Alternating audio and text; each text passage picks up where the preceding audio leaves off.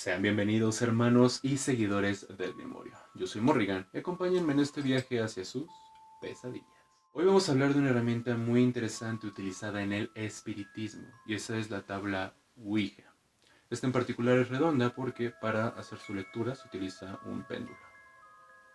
Se sabe mucho y a la vez tan poco sobre esta herramienta, puesto que la mayoría son mitos alimentados por el cine y las malas prácticas con ella. Hoy escucharás un poco sobre su historia y entenderás por qué es una práctica espiritual y no un juego. O eso solía ser hasta que en 1891 una empresa llamada Conrad Nobility decidió patentarla como un juego. Pues, el inventor de esta tabla, y esto te va a sorprender, es nadie más y nadie menos que el mismísimo Pitágoras. Sí, así es. Este matemático que torturó por tanto tiempo con su maldito teorema resulta ser un practicante y estudioso de las ciencias ocultas. Pitágoras creía que el alma habitaba el cuerpo, y cuando el cuerpo moría, el alma salía en busca de un nuevo cuerpo para habitar. En base a esta creencia, creó una herramienta con la cual podría comunicarse con los espíritus que aún no habitaban un cuerpo y así obtener sus conocimientos. A este artefacto lo llamaron la tabla mística de Pitágoras. Sí, no se esforzaron mucho en el nombre. Dicha tabla era más parecida a un círculo con letras a su alrededor. La utilizó en muchas ocasiones frente a sus alumnos con la intención de obtener nuevos conocimientos. Pero la cosa no termina aquí. Viajamos al 988 a.C. en Jerusalén con el rey Salomón. El rey Salomón tenía una especie de mesa o altar portátil, el cual en cada vórtice tenía el nombre de un ángel grabado. Y a esta mesa se le conocía como el alma de él. Sí, ya le echo más ganas al nombre. Al alma de él se le relaciona mucho con la práctica del Ars Goetheam. Pero, ¿qué es el Ars Goetheam? El nombre viene del griego goeteia, que significa brujería. Pero en este caso en particular es la palabra en latín para referirse a la invocación o evocación de espíritus.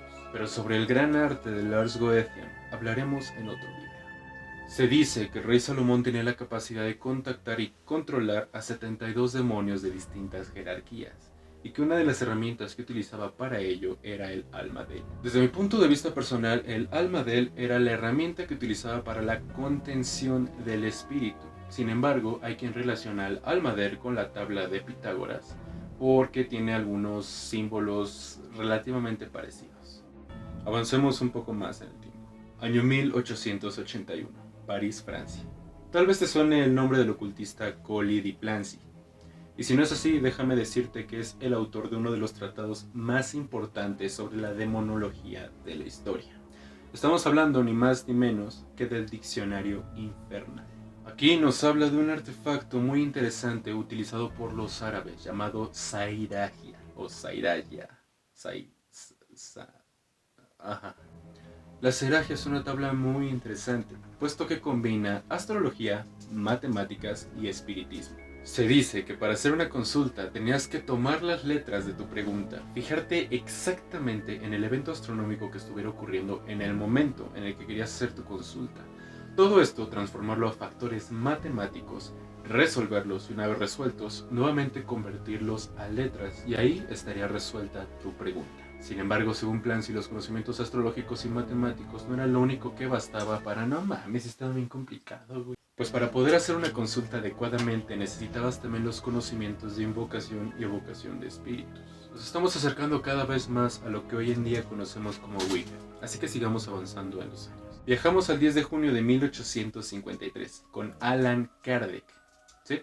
Allan Kardec, quien es considerado hoy en día el padre del espiritismo moderno. Patenta la Boston Blanchet, la que más que una tabla podríamos considerar la primer llave de Ouija, pues tenía esta apariencia. Era una pala de madera comúnmente con forma de corazón, que en un extremo tenía un lápiz y en el otro un par de llantitas. Mírala así toda bonita con sus llantitas, mírala toda vintage, la cual facilitaría la técnica conocida como escritura automática. Pero, ¿qué es la escritura automática? La escritura automática para los campos comunes es plasmar en papel las ideas del subconsciente sin la necesidad de que el consciente interfiera en ello. Sin embargo, para los campos esotéricos y del espiritismo, la escritura automática es entrar en un estado alterado de conciencia, donde se prioriza la calma, y dejar que un espíritu controle nuestras manos mientras dibujamos o escribimos, esto para poder comunicarnos con ellos. La inspiración de Kardec no venía de ninguna de las tablas anteriormente mencionadas, sino venía de las famosísimas hermanas Fox. Más adelante voy a hacer un video sobre estas dos grandiosas espiritistas, por lo que no me voy a detener mucho en el tema. Sin embargo, te resumo que estas dos hermanas hacían sesiones espiritistas para el público. Al principio hacían preguntas sencillas de sí y no. Sin embargo, cuando la gente entraba en confianza y veía que sus respuestas eran acertadas, quería hacer preguntas más específicas, lo que impulsó a las hermanas a buscar un método un poco más complejo para poder responder a estas preguntas. Se dice que en una ocasión uno de los que asistieron a sus sesiones, del cual por cierto no se tiene ni registro ni se sabe absolutamente nada de él, les propuso que pusieran un lápiz y sobre él un cuenco. Así, conforme el lápiz se fuera moviendo, podrían ir obteniendo respuestas. Y dicha técnica funcionó a la perfección. Las hermanas continuaron utilizando esta técnica y fue la que Kardec después tomaría como inspiración para la creación de su llave. Estamos a un paso de encontrar la Ouija que conocemos actualmente. Durante el siglo X palito X, se empezó a desatar una fiebre por el espiritismo en todo Estados Unidos y una empresa conocida como Kenrad Novelty vio una oportunidad de negocio. Diseñó una tabla basándose en las prácticas ocultistas del momento, en la que combinaba letras, números, sí, no y la palabra adiós, lo cual haría más entendible y ágil el proceso de la lectura para cualquier persona no practicante de espiritismo.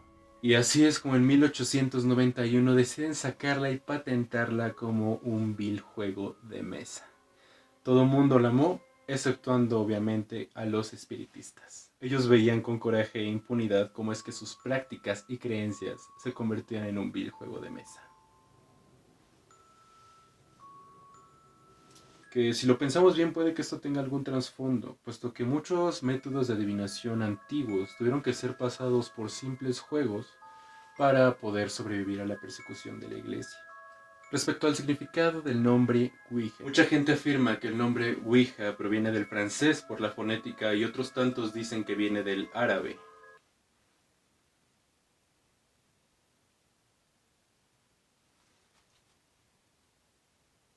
La cuñada de uno de los creadores dijo que mientras jugaba le preguntó al juego cómo es que debería llamarse y este respondió Ouija. La Ouija se mantuvo como un inofensivo juego de mesa familiar hasta el año 1973, cuando la película El Exorcista muestra cómo una niña es poseída por la práctica de la misma. Es increíble cómo una película puede manipular el pensamiento de las personas. En resumen, la Ouija es una herramienta, no un juguete, y por eso se tiene que practicar con respeto, pues estamos tratando con entes de los cuales tenemos poco conocimiento. Ojo, no estoy incitando a la práctica del espiritismo, sin embargo, si hay alguien que se quiere adentrar en este mundo, tiene que hacerlo con alguien que tenga experiencia real en el tema. Y si se quieren adentrar en este mundo, únicamente les puedo dar dos consejos. No lo hagan por a ver qué pasa, a ver si funciona. Y estudien mucho. El conocimiento está oculto a simple vista. Esto me recuerda a un dicho que alguna vez dijo un gran amigo. La curiosidad mató al gato, pero murió sabiendo.